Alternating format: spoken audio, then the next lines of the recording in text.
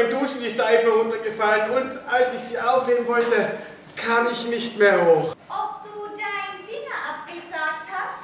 Nein, wieso? Du willst trotzdem zu diesem abscheulichen Dinner gehen? Jetzt fang nicht wieder damit an. Mir machen diese Dinner Spaß und wenn du sie abscheulich findest, ist es dein Problem. Du findest es also umwerfend komisch, sich den ganzen Abend über einen bedauernswerten Menschen lustig zu machen? Aber das ist doch kein bedauernswerter Mensch, das ist ein Spinner, ein Idiot. Bitte renken Sie ihn schnell wieder ein.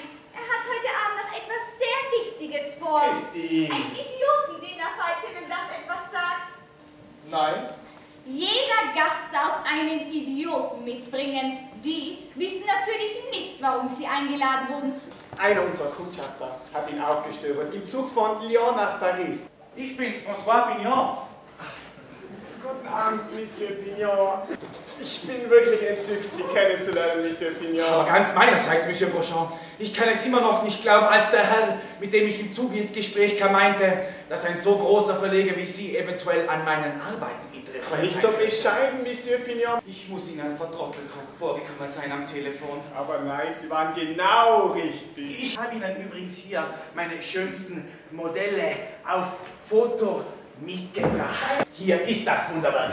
374.322 Zündhölzer. Es tut mir leid, ich finde das alles hochinteressant. Ich bin mir sicher, wir werden nächsten Dienstag einen recht unterhaltsamen Abend haben. Sie werden sehen, wir werden uns nicht langweilen. Ihnen abschließen. Warten Sie, ich helfe Ihnen.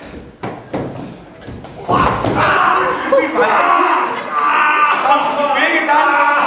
Nicht bewegen, es hat etwas gebrochen. Ich bin's.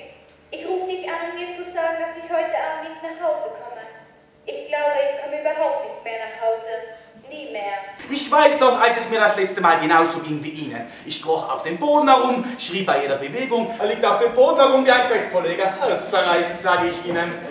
Ach so, also jedenfalls, ich kann Ihnen sagen, es geht ihm miserabel. Und obendrein hat ihn auch noch seine Frau verlassen. Ich lüge nicht, ganz bestimmt nicht. Verzeihen, er zahlt gerade an der Schnur und unter diesen Umständen ist es schwierig, das Gespräch weiterzuführen. Hallo? Wer sind Sie? Darf ich Ihnen einen freundschaftlichen Rat geben? Ich höre. Seine Frau hat ihn gerade verlassen. Sind Sie der, den er heute Abend zu diesem Dinner mitbringen wollte? Woher wissen Sie, hat er Ihnen von mir erzählt? Ja. Und er hat nicht übertrieben.